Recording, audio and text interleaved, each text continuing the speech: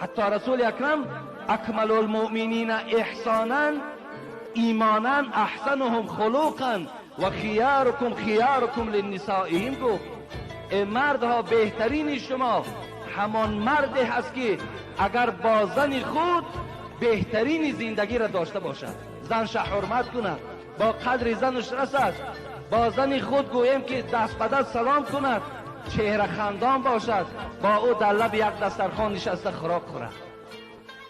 این بهترین مرد است.